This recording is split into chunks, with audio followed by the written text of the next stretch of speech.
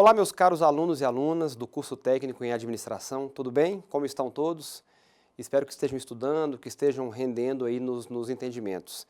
Na aula passada nós finalizamos, vocês se lembram, os principais apontamentos a respeito da aula 10 do caderno didático, que foi, o tema trabalhado foi a federação no direito positivo brasileiro.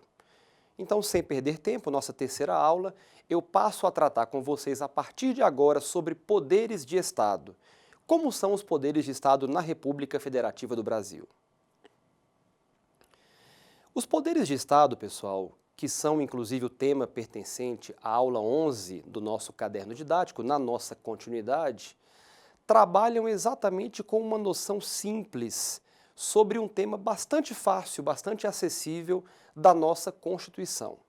Então, tamanha é a facilidade de vocês entenderem os poderes do Estado que não cabe a nós aqui, nessa aula de hoje, nos demorarmos muito na análise de quais são esses poderes, porque afinal, todos vocês os conhecem: executivo, legislativo e judiciário. Então, o executivo com a sua função de executar as leis, o legislativo com a sua função de elaborar a legislação brasileira, trabalhar com a criação de leis, e o judiciário, consequentemente, processando e julgando naquelas que são as chamadas funções típicas. Então, quando vocês, pessoal, estudarem em casa, estão estudando em casa, quando vocês me assistem no vídeo, eu quero que vocês tenham claro de que legislar, executar e julgar são funções típicas dos poderes. Então, até aqui estamos tranquilos.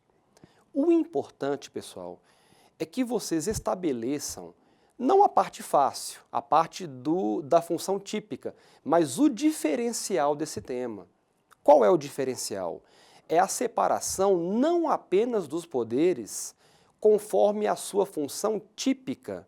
O que é função típica, Rodrigo? A função característica daquele poder, a função originária daquele certo poder.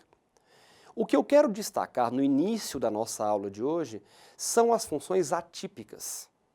E o que são funções atípicas? Nada mais são do que aquelas que não condizem, prestem bem atenção, não condizem originariamente com o poder em questão. Então, trata-se da seguinte regra: cada um dos poderes, meus caros, possui o que se chama função típica e função atípica. A função típica, ela é exercida com preponderância, ou seja, aquele determinado ato, aquela determinada atribuição que corresponde à maioria dos casos é a função típica. Então, é a função quase que obrigatória daquele poder. Até coloco para vocês numa linguagem mais simples. O ponto principal do poder legislativo, qual é? Legislar. Isso, consequentemente, nos mostra que a função exercida secundariamente é a função atípica. Então, resumindo, a função típica de um órgão é a atípica dos outros órgãos, sendo que esse aspecto da tipicidade se dá de acordo com o critério da preponderância. Então, anotem aí no caderno didático de vocês, no caderno, para que vocês entendam que o que define a função é a preponderância com a qual ela é exercida. Trazemos um exemplo. O poder legislativo tem a função principal de elaborar o regramento jurídico do Estado. Então, é a sua função típica, como eu acabei de frisar. Mas, ao mesmo tempo em que o legislativo cuida de leis, ele também não pode se esquivar de administrar os seus órgãos. Porque nesse momento em que ele administra, em que ele gerencia as suas atividades internas, ele exerce uma atividade típica do executivo. Então, bastante cuidado. Ele sai da função atípica e vai para uma função atípica, uma função que não é a tradicional. E você ainda pode lembrar-se de que o legislativo julga. Em que casos? Ele julga os seus próprios membros, como no exemplo muito conhecido por todos da Comissão Parlamentar de Inquérito, de uma CPI, que é admitida pelo sistema brasileiro. Como vocês sabem, acompanham o noticiário, a CPI é composta de poder legislativo, então ela é composta de deputados e senadores, para os quais a Constituição confere a capacidade de julgar determinada pessoa. Então vamos mudar de rumo. Por outro lado, qual é a função típica, por exemplo, do presidente da República? Não é administrar o país? Gerenciar os interesses, os problemas? Quais são as medidas que a nação precisa tomar para atender as pessoas? Porém, além dessa questão administrativa, compete também ao presidente a edição, e isso é tema constitucional, de medidas provisórias, ou seja, a elaboração de lei. Então, determinadas leis, caracterizadas pela relevância, pela urgência, que recebem o nome de medidas provisórias, não são criadas pelo poder legislativo. Elas são desenvolvidas pelo presidente da República, o que de fato aí configura uma função atípica, não é uma função originária do Poder Executivo brasileiro. Para ficar melhor ilustrada, pessoal, a explicação sobre as funções típicas, sobre como você estabelece nos seus estudos a função típica e a função atípica, acompanhe comigo os esquemas a seguir. Vejam esse primeiro slide sobre o Poder Executivo.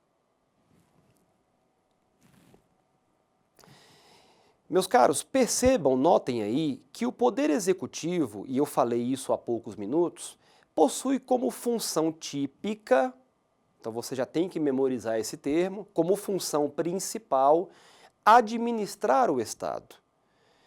E ao mesmo tempo você nota que tal função típica, ok, ela já pertence ao Estado, ela já pertence ao Executivo, perdão, não irá impedir, de maneira nenhuma, que esse mesmo Executivo desempenhe outras funções de natureza legislativa. Percebem aí no esquema? Como, por exemplo, a edição de uma medida provisória, que eu acabei de mencionar, a edição de uma lei delegada, que também é de responsabilidade do presidente, não é isso? Então são medidas de natureza legislativa. O presidente sai da sua função gerencial e vai para uma função legiferante, uma função legislativa. Tanto quanto, por outro lado, o presidente, o chefe do executivo, exerce funções jurisdicionais, como, por exemplo, a tela nos mostra, na apreciação de defesas administrativas e de recursos também administrativos. Então vocês aí podem fazer a comparação e perceber que os poderes da República não se limitam a apenas uma determinada função. Por outro lado, meus caros, vejam essa continuação de entendimento. Raciocinem agora sobre o poder legislativo. Vejam que o legislativo tanto se responsabiliza por tecer a elaboração de leis, correto? Quanto por fiscalizar. Ah, então você não sabia que o legislativo fiscalizava? Fiscaliza. Ele possui a característica de acompanhar os trabalhos do Poder Executivo. E nós especificamos aqui que essa fiscalização tem natureza contábil, natureza financeira, orçamentária e patrimonial sobre as atividades do Poder Executivo. Então, essa é a nossa função típica do Poder Legislativo. A função atípica, você pode verificar na tela, dentre outras, não é verdade? É, como exemplo, a de nomear cargos, conceder licenças, conceder férias a servidores. Tudo isso, pessoal, de natureza executiva, natureza administrativa. Percebem os cruzamentos que acontecem? Então, o legislador brasileiro sai da sua natureza de criador de leis e caminha para uma área de gerenciamento, de administração. Em outra análise que você confere na tela, quando o Senado Federal assume a responsabilidade, assume a atribuição de julgar o presidente da República naqueles crimes de responsabilidade, nós temos a chamada função atípica, percebem?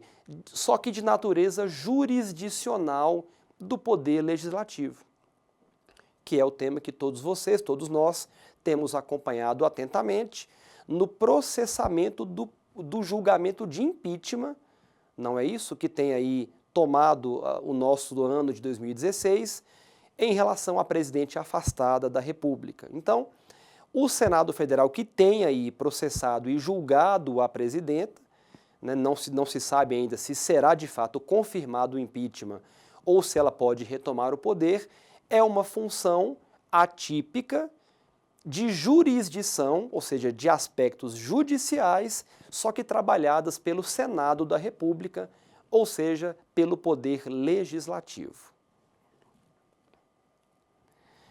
Nesse último slide, pessoal, em relação a esse tema, eu trago para vocês agora acepções sobre o Poder Judiciário, que não é diferente, não recebe tratamento diferente dos outros poderes. Então, o Poder Judiciário possui como atribuição típica, vejam aí à esquerda, a capacidade de julgar, aplicando a lei ao caso concreto. Então, não há dúvida sobre a função principal do judiciário, julgar quem quer que seja, aplicando a lei ao caso real. Porém, como no nosso raciocínio, exerce o judiciário também as funções atípicas, como conceder licenças e férias a juízes, aos próprios servidores da justiça, o que perfaz qual natureza, meus caros? Natureza executiva, natureza administrativa. E, de outro lado, os juízes têm a possibilidade de se transformarem em legisladores. Me dê um exemplo, Rodrigo. Sim, a elaboração, está na própria tela aí, a elaboração das normas do regimento interno dos tribunais. Ou seja, que é quando o Poder Judiciário precisa organizar a própria casa, ele irá estabelecer normas de regimento, ou seja, ele está criando lei. Vocês concordam comigo? O judiciário sai da esfera de julgador e se torna um legislador. Função atípica de natureza legislativa. Muito bem. Pessoal, um tema também de grande relevância, de grande importância, e eu peço que vocês estudem com muita atenção, diz respeito à estrutura de funcionamento de cada um dos poderes. Então você já entendeu comigo aqui como se dá o cruzamento de funções, a característica funcional de cada poder e como eles podem assumir outras responsabilidades. Tão importante quanto esse tema é a própria estrutura de funcionamento de cada um dos poderes. Um tema mais acessível, um tema mais tranquilo, porém que você que está em casa, você que me assiste, precisa casar o tempo todo com a estrutura de funções. Então, a estrutura de funções típicas ou atípicas estudada ao mesmo tempo com a própria estrutura dos poderes. Não é segredo para ninguém que o poder, cada esfera de poder, no caso do executivo, é representado por uma ou por mais de uma autoridade máxima. Então, no Poder Executivo Federal, quem nos representa? Presidente e vice-presidente da República. No Poder Executivo Estadual, não há novidades, governador e vice-governador do Estado, que irá substituí-lo nas ausências e impedimentos. No Poder Executivo Municipal, claro, prefeito e vice-prefeito. Aí, em todos os casos, em todas as esferas de poder, trabalhando para gerenciar os interesses daquele certo ente federativo. Eu ressalto, meus caros, para vocês aqui, que no caso específico, é um cuidado que eu peço, no caso da estrutura do Poder Executivo em nível federal, atentem para essa questão, o número de integrantes é um pouco maior, é um pouco mais estendido. Porque, de acordo com a nossa Constituição Federal, além do presidente e do vice-presidente da República, também participam, também integram o Poder Executivo os ministros de Estado, então todos aqueles ministérios que assessoram a presidência integram o Poder Executivo, e os dois conselhos constantes lá dos artigos constitucionais, tanto o Conselho da República, que vai trabalhar com orientações, vai aconselhar o presidente em relação a certos temas, quanto o próprio Conselho de Defesa Nacional, que especialmente vai atuar em situações de defesa realmente, estado de sítio, intervenções federais. em assuntos relacionados a Forças Armadas, o Conselho de Defesa é um órgão consultivo do presidente e também pertence à estrutura do nosso Poder Executivo em nível nacional. No caso do Poder Legislativo, meus caros, a estrutura desse poder é mais simples do que a estrutura do Poder Executivo, porque ela encontra, todos sabem, o Poder Legislativo encontra seu núcleo, sua base central, na atuação do Congresso Nacional, por meio do já muito renomado sistema bicameral, composto por membros da Câmara dos Deputados, sendo que nós temos 513 deputados ao todo, não é? Em regime proporcional, né, em sistema proporcional, ou seja, o que eu chamo de sistema proporcional? Nem todos os estados possuem o mesmo número de deputados, os estados mais populosos possuem mais cadeiras na Câmara de Deputados, os estados menos populosos possuem menos deputados, então é um regime, é um sistema proporcional, e o Senado Federal integrado por 81 senadores num sistema, no caso aí, paritário, porque são 3 senadores para cada estado da federação e Distrito Federal. Então, são 26 estados mais o Distrito Federal, 27 vezes 3, 81 senadores compõem o Senado Federal da nossa República.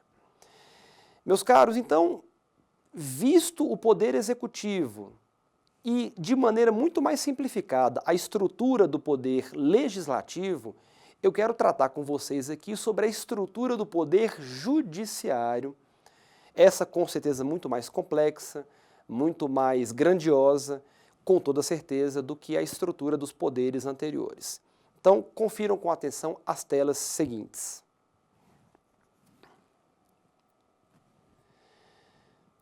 Meus caros, percebam aí de maneira bastante organizada, num organograma que eu preparei para vocês, e inclusive está identificado no caderno didático, eu reforço aqui sem adentrar em muitos detalhes, vejam a grandiosidade da estrutura do judiciário brasileiro.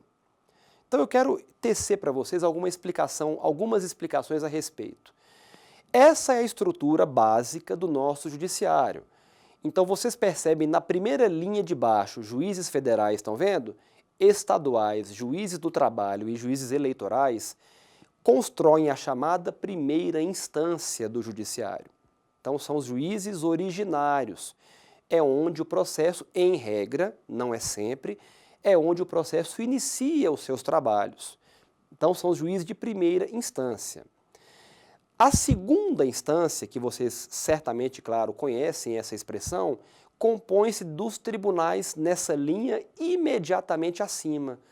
Os tribunais regionais federais, os tribunais de justiça dos estados e do Distrito Federal, os tribunais regionais do trabalho, os tribunais regionais eleitorais e a auditoria militar no campo, do militarismo, vão trabalhar com a segunda instância.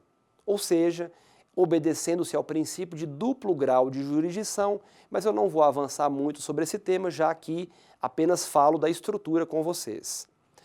Os tribunais da terceira e quarta linha, de baixo para cima, naturalmente, Superior Tribunal de Justiça, Tribunal Superior do Trabalho, Tribunal Superior Eleitoral, Superior Tribunal Militar, o próprio Supremo Tribunal Federal, entidade máxima do Judiciário, e o Conselho Nacional de Justiça recebem o nome, pessoal, de tribunais superiores, ou, caso você queira, chamá-los de tribunais de terceira instância. Tudo bem, pessoal? Eu apenas chamo a atenção para o fato de que o Conselho Nacional de Justiça, que está à nossa direita aqui acima, não é um tribunal julgador, é apenas um conselho fiscalizador da atividade do judiciário brasileiro. Apenas para concluir, tanto os juízes federais e estaduais, quanto os tribunais regionais federais e os tribunais de justiça, meus caros, constituem a justiça comum brasileira. A justiça comum. Por que comum, Rodrigo? Porque ela trabalhará com temas diversos. Ela não está voltada a determinado tema específico, ao contrário dos tribunais à direita. juízes do trabalho, juízes eleitorais e o juízo militar brasileiro, evidentemente, são parte da justiça especializada. Então você vai se dedicar a trabalho, às relações entre empregador e empregado. Nas questões eleitorais, apenas o ramo eleitoral. Nas questões militares, apenas o campo militar. Dando continuidade, pessoal, vamos à tela seguinte. Nessa próxima tela, eu aponto para vocês uma rápida consideração, importantíssima inclusive para o nosso entendimento, está no caderno didático também, sobre o número de membros. Então, qual é o número de membros do nosso Poder Judiciário brasileiro? Então, vocês notam na tela que alguns são fixos e outros variáveis, de acordo com cada um dos tribunais brasileiros. Meus caros, percebam na tela que todos os tribunais estão aí considerados. O que eu trago para vocês de importante aqui, eu repito, não quero complicar demais a explicação para que vocês não confundam. Mas vale você entender, não só para a nossa matéria, mas para concursos públicos de maneira geral, isso é muito exigido em provas de concurso público, que o nosso Supremo Tribunal Federal, lá acima no canto esquerdo, é composto de 11 ministros. Então, 11 ministros é a composição do Supremo Tribunal Federal. O nosso CNJ, Conselho Nacional de Justiça, de caráter fiscalizador do Judiciário brasileiro, ele é composto por 15 membros, então uma estrutura de 15 membros do CNJ. À esquerda, de novo, o Superior Tribunal de Justiça compõe-se de 33 membros, ou seja, 33 juízes, ministros do STJ. O Tribunal Superior do Trabalho apresenta na sua estrutura 27 desembargadores, correto? Então, 27 desembargadores. Tudo tem que ser frisado, viu, gente? É matéria importante, vocês têm que saber. O nosso Tribunal Superior Eleitoral apresenta 7 desembargadores, 7 membros. O Superior Tribunal Militar com 15 membros. E aí eu já passo para os tribunais inferiores, de segunda instância.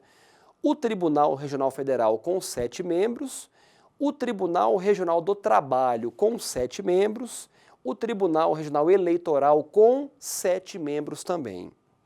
Rodrigo, por que essa interrogação em vermelho aí no TJ?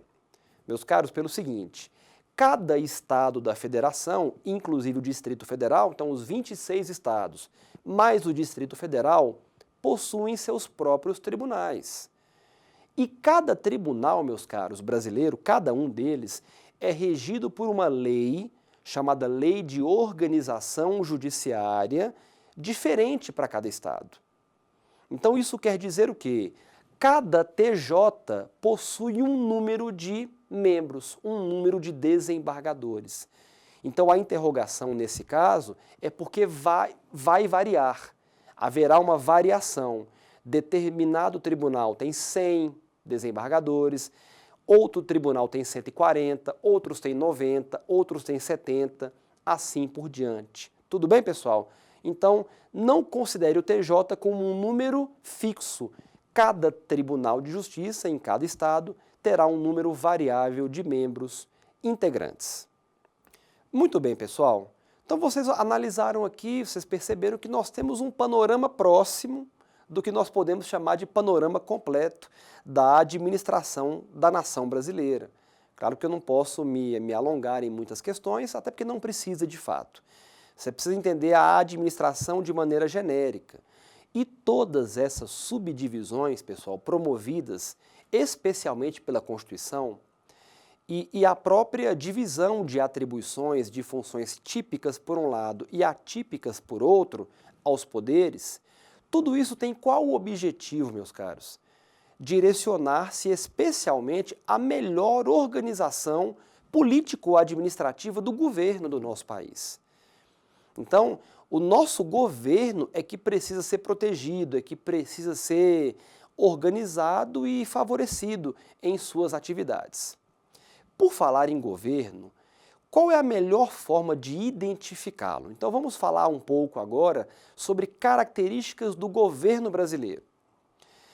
Nós todos aqui entendendo que o sistema brasileiro ele se constitui da forma de Estado federal, você já recai sobre a ideia de que o Estado brasileiro é um Estado federado. Então anotem isso no caderno de vocês. A forma de Estado brasileira é a forma de Estado federativa ou federal. Então isso em primeiro lugar. Em segundo lugar, a segunda característica do governo brasileiro é trazer para vocês que a forma de governo, então não confundam, forma de Estado federal. A forma de governo é a republicana. Então, guardem isso, forma de governo brasileira é a forma de república. Então, não optamos por outra forma, não temos o regime monárquico no Brasil. A forma é republicana. O regime de governo, que não é forma de governo, é presidencialista. Né? Inclusive, discute-se muito sobre a implementação do parlamentarismo no Brasil, mas não é uma realidade, não vejo como muito próxima. Nosso regime é presidencialista e, por fim, o regime político, né, no qual vivemos é o regime de democracia representativa. Ou seja, podemos escolher livremente os nossos representantes por meio do voto. Vamos falar rapidamente sobre cada um deles, pessoal. Resumidamente, a república é uma forma de governo na qual um representante, em regra denominado presidente, é escolhido pelo povo para ser o chefe da nação. Então, o presidencialismo se caracteriza pelo fato de que o presidente da república é chefe de governo e chefe de Estado. Correto? Chefe de governo e chefe de Estado. Só para que você tenha um exemplo, na Inglaterra, no Reino Unido, nós temos o primeiro-ministro, que é chefe de governo, e a rainha da Inglaterra, que é chefe de Estado. Ou seja, a rainha da Inglaterra, a rainha Elizabeth, ela representa o Reino Unido em outras fronteiras, em outras nações, em encontros internacionais.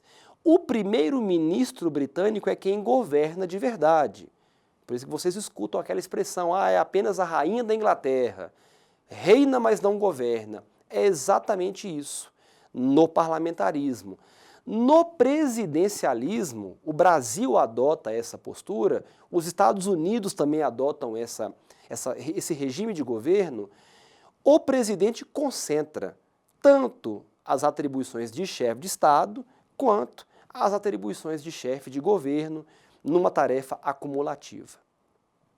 O Brasil também, como acabei de dizer, segue também o sistema de democracia representativa.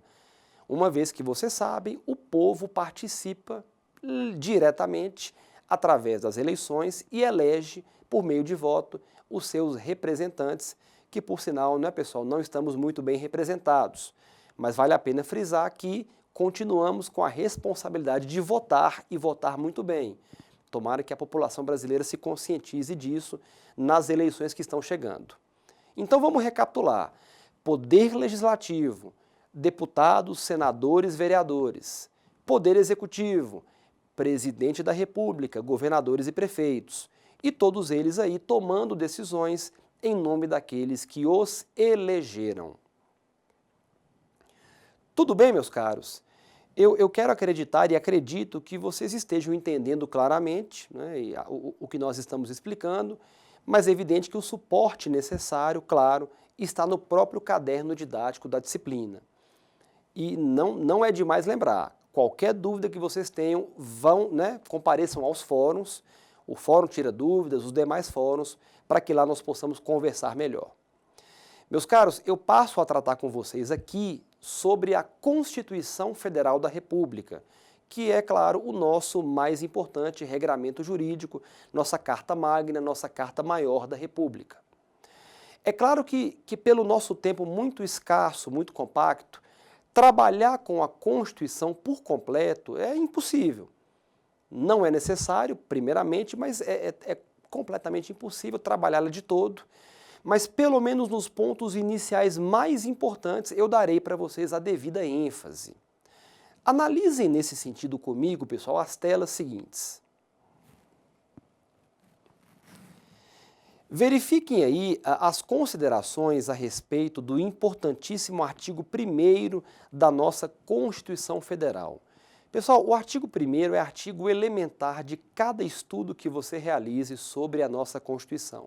Então percebam, a República Federativa do Brasil é formada pela união indissolúvel de estados, municípios e Distrito Federal, constitui-se em Estado democrático de direito e tem como fundamentos. Antes de passar para os fundamentos, pessoal, deixe-me trabalhar com vocês aqui, essas ideias que estão em colorido aqui, que estão coloridas, que estão destacadas. União indissolúvel, meus caros, é você entender, e como você vai entender isso. O nosso Brasil, ele adere a um princípio importante, denominado princípio da indissolubilidade do Pacto Federativo. Então, indissolubilidade do Pacto Federativo.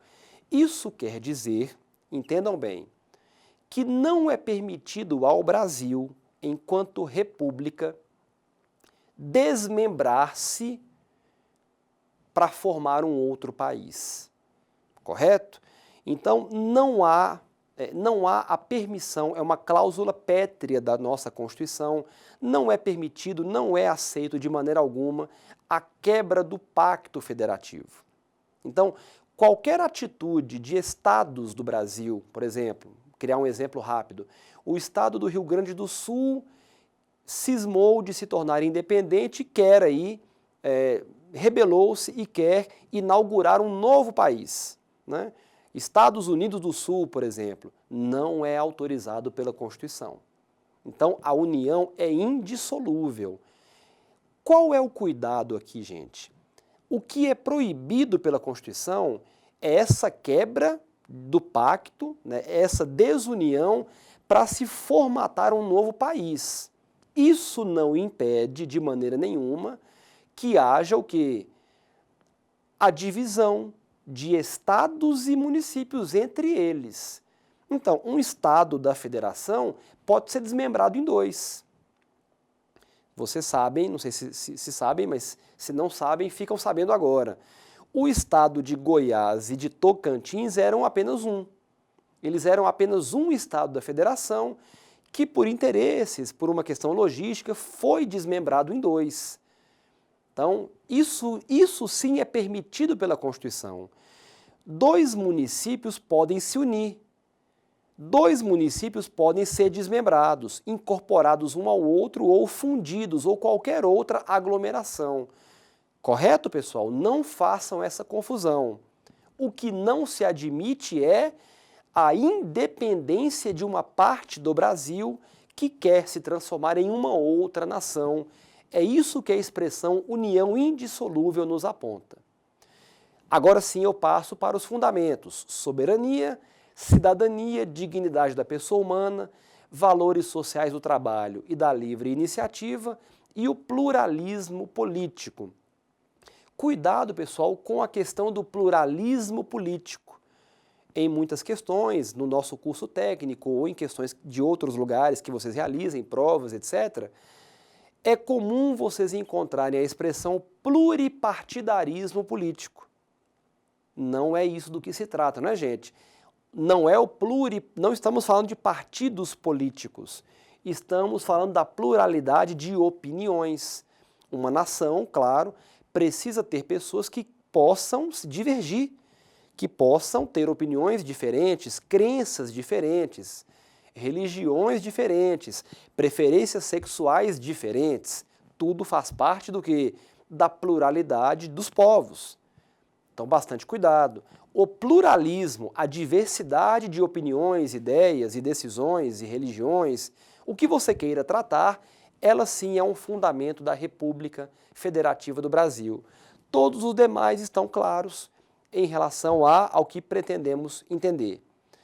Por fim, todo o poder emana do povo, que o exerce por meio de representantes eleitos ou diretamente nos termos desta Constituição. Falamos há alguns minutos exatamente dessa possibilidade real dada ao povo de participar das eleições do seu país. Acompanhe esse próximo slide agora. Esse é um outro entendimento bastante necessário, meus caros, para que você aprofunde na Constituição Federal, que é o bastante importante artigo 4º, que trata da chamada, né, da lista de princípios internacionais da nossa República. Então, a República Federativa do Brasil rege-se nas suas relações internacionais pelos seguintes princípios. E aí vocês têm aí uma listagem, né, a lista de todos os princípios, os quais o Brasil precisa observar quando vai tratar com nações distintas: independência nacional, prevalência de direitos humanos, autodeterminação dos povos. Pessoal, o que seria autodeterminação de um povo? Só para ilustrar para vocês aí, é a capacidade dele ir e vir. É a possibilidade que ele tem de se decidir. Eu quero deixar o Brasil e viver na Argentina. Eu quero deixar o Paraguai e viver na Colômbia. Eu decido por isso, eu decido por aquilo. Autodeterminação dos povos. O Brasil precisa observar essa questão. Não intervenção, claro que é a não intromissão nos assuntos externos. Igualdade entre os estados. Estados, nesse caso, pessoal, não são estados da Federação Brasileira.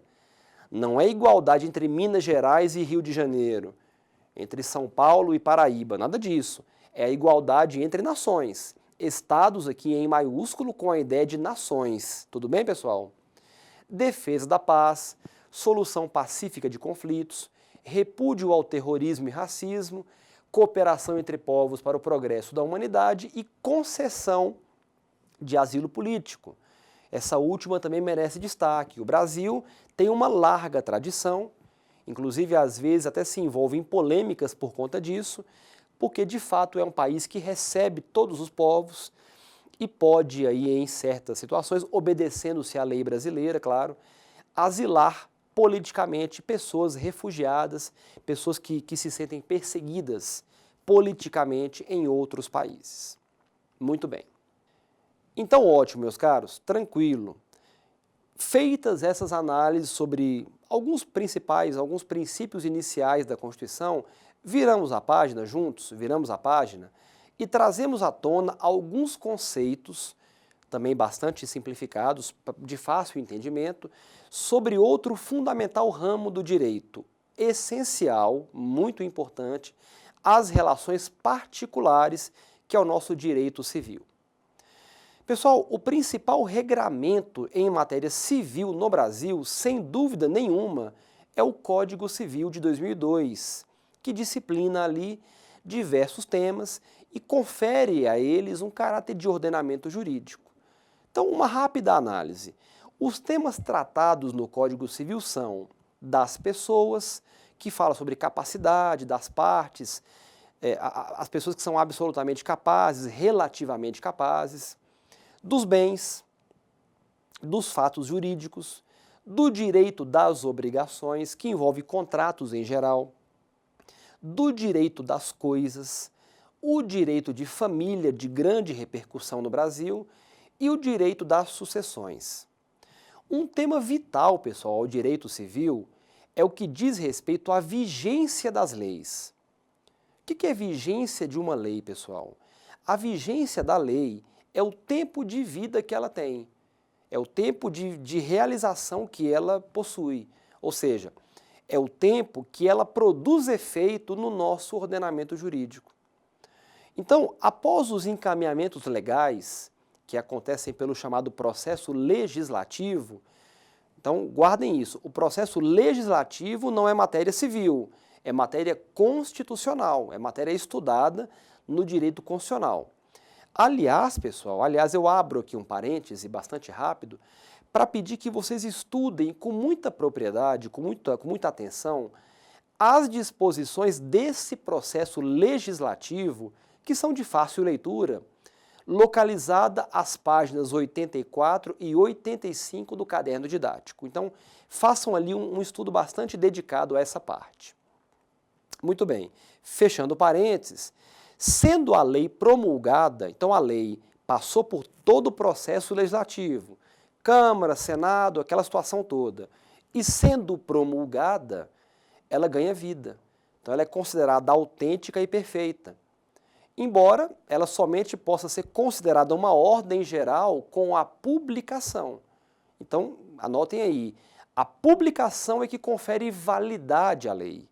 A publicação é que confere vida e validade à lei brasileira, e é nesse momento em que ela se presume conhecida por todos os cidadãos. Então, nesse momento, os brasileiros não podem alegar que não conhecem a lei, porque ela já está em vigor, ela já está valendo, ela terá todos os seus efeitos correntes e válidos. Pessoal, voltando a falar sobre direito civil, mais especificamente sobre a lei de introdução ao Código Civil que consta do nosso caderno. É válido vocês saberem que referida lei é aplicada a todos os ramos do direito. Por que ela é aplicada? Porque ela define questões vitais como vigência, que é a vida da lei, a validade, que é quando ela começa a surtir efeitos, e a própria eficácia das leis, dentre vários outros assuntos. Então, resumidamente, quais os tipos de vigência legal?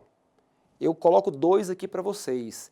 A autodeclaração, que ocorre quando a lei determina no próprio texto, quando ela entrará em vigor. Vocês acompanham isso muito claramente no final de uma lei.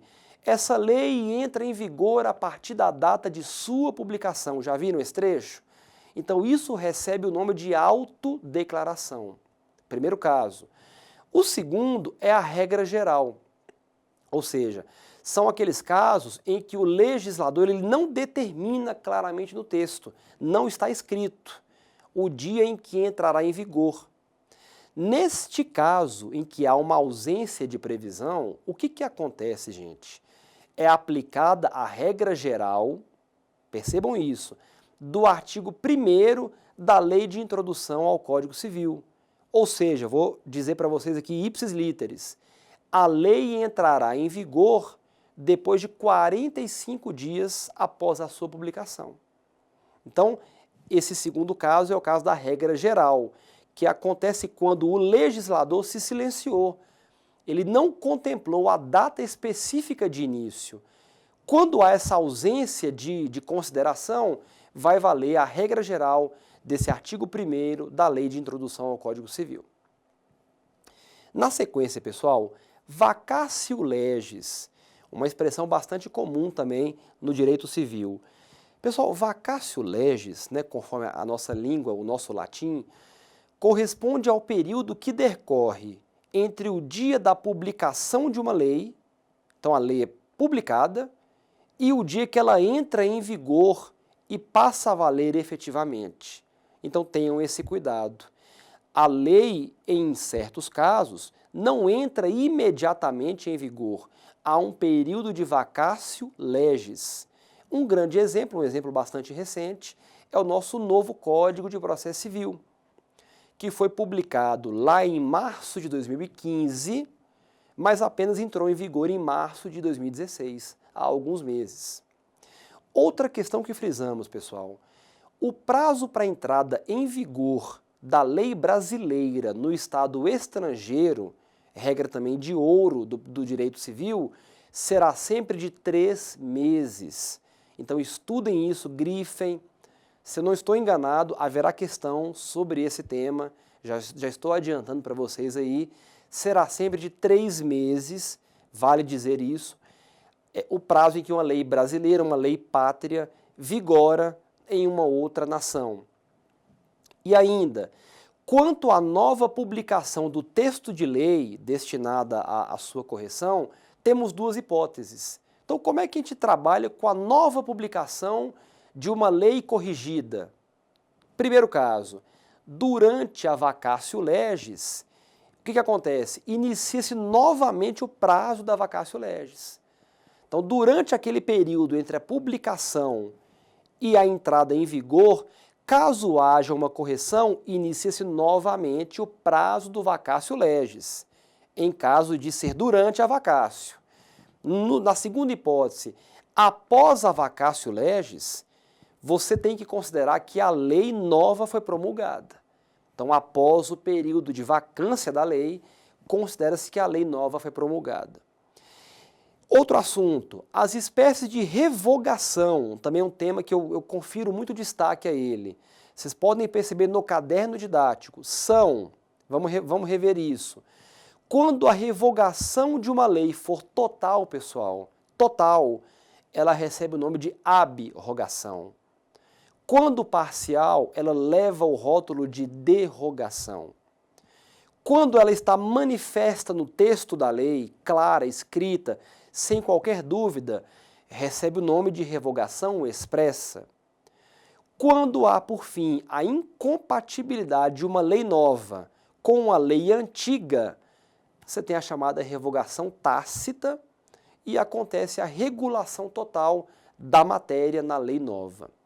E, por fim, o que significa repristinação, pessoal? O que é o fenômeno da repristinação no processo, no direito civil, aliás? A repristinação, meus caros, ocorre quando uma lei revogada volta a ter vigência. Então, certa lei revogada foi trazida de volta à vigência, à vida, por uma nova lei.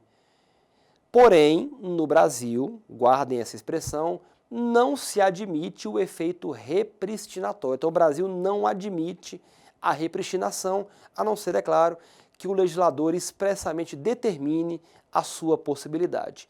Então, guardem e estudem muito bem esses temas que eu acabei de falar para vocês.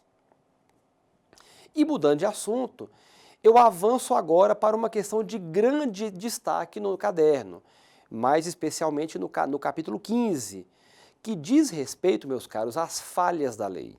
Então, as omissões da lei, lacunas da lei. Então, como é que você trabalha a questão da lacuna da lei? Como tratar isso?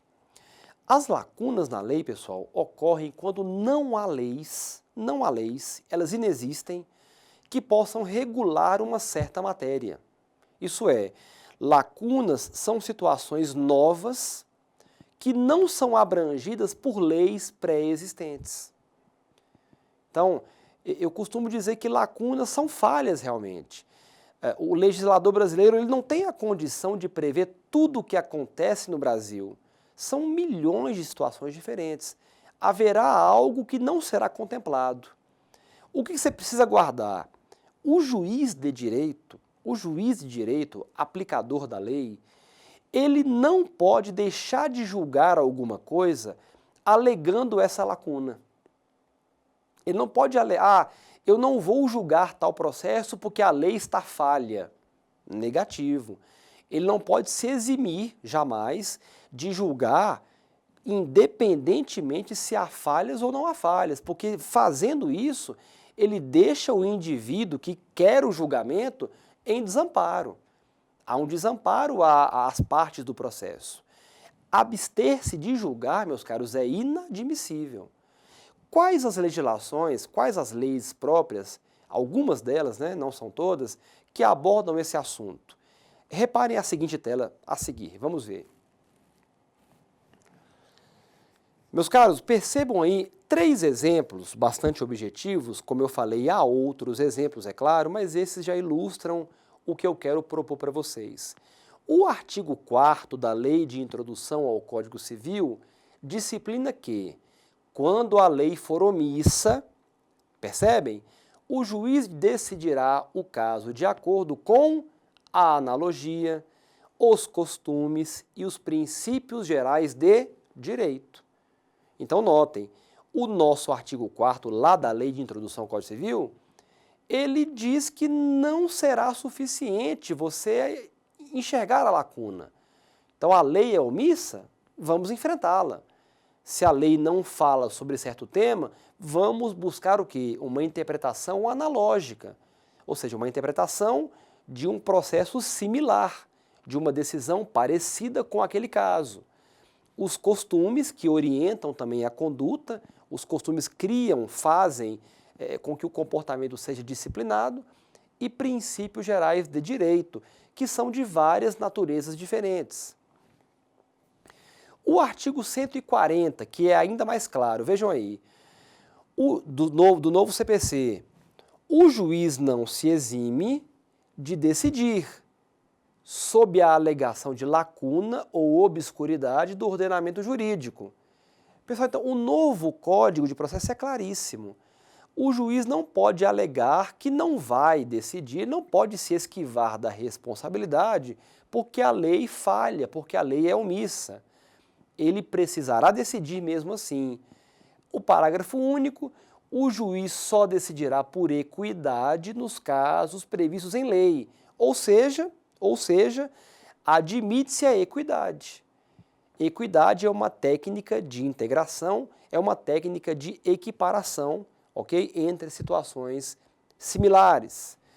Por fim, para ilustrar para vocês, o nosso artigo 108 do Código Tributário Nacional nos mostra que, na ausência de disposição expressa, a autoridade competente para aplicar a legislação tributária utilizará, olhem aí, analogia, princípios gerais de direito tributário, princípios gerais de direito público e equidade, o que apenas reforça, pessoal, o caráter o quê? O caráter complementar das lacunas.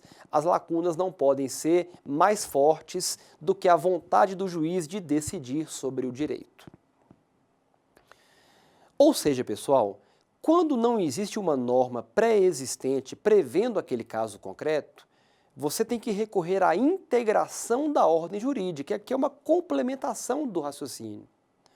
Então, nessa integração da ordem jurídica, o juiz vai recorrer à analogia, aos costumes, aos princípios de direito, gerais de direito e à equidade. Então, como é que você conceitua cada uma delas? Vamos resumidamente tratá-las. A analogia consiste no julgamento de um caso concreto não previsto por lei, aplicando-se assim determinada lei, como eu acabei de frisar, que regule casos semelhantes. O costume, como já analisamos em outras aulas anteriores, é uma fonte supletiva, é uma fonte complementar. Situa-se o costume imediatamente abaixo da lei, porque o juiz só poderá recorrer ao costume quando todas as potencialidades legais forem esgotadas, claro. Quando você, na verdade, encerra a análise de lei, você vai buscar o costume, mas o costume está lá para ser analisado. Então, ele é uma fonte jurídica, em plano secundário, é verdade, mas é uma fonte jurídica da mesma forma. E os princípios gerais de direito são enunciações, são enunciados normativos de um valor generalizado, que condicionam e orientam a compreensão do ordenamento jurídico, quer seja para aplicação e integração, ou para a elaboração de novas normas. Atentem, pessoal, os princípios gerais de direito a serem observados, nessa integração da norma jurídica que visa o preenchimento de lacunas são ou explícitos, na forma escrita, ou implícitos, não escritos no texto da lei. A equidade, pessoal, por outro lado, ela aplica o conceito ideal da justiça ao caso concreto. Então, ou seja, equidade é a adaptação da regra existente à situação concreta. Então, você observa os critérios de justiça e igualdade, mas adapta uma regra que já existe ao caso que você quer analisar. Então, a equidade ela consiste num instrumento, vejam bem, que o juiz dispõe para moldar, para adaptar de fato a disposição legal às particularidades do caso concreto. E aí ele estabelece um equilíbrio entre partes que a princípio são desiguais. Então a equidade, na verdade, ela é uma adequação da norma, ela é uma orientação da norma ao caso que está acontecendo. Não é, pessoal, cuidado com isso, a equidade não é uma técnica de integração da norma. Analogia é uma técnica de integração, costume também, o princípio de direito também, equidade não. A equidade ela é um elemento em que o juiz adapta uma norma já existente ao caso concreto, ao caso que se quer analisar. Então, muito bem, pessoal, por aqui eu encerro, nossa terceira aula chega ao fim. retomaremos na nossa próxima e última aula, nossa quarta aula, a partir do tema Noções de Direito Civil, onde eu vou aprofundar um pouco mais sobre civil e sobre outros direitos trabalhistas e questões importantes ao seu entendimento sobre teorias da administração. Então, bons estudos a todos, sucesso sempre, um grande abraço e até lá!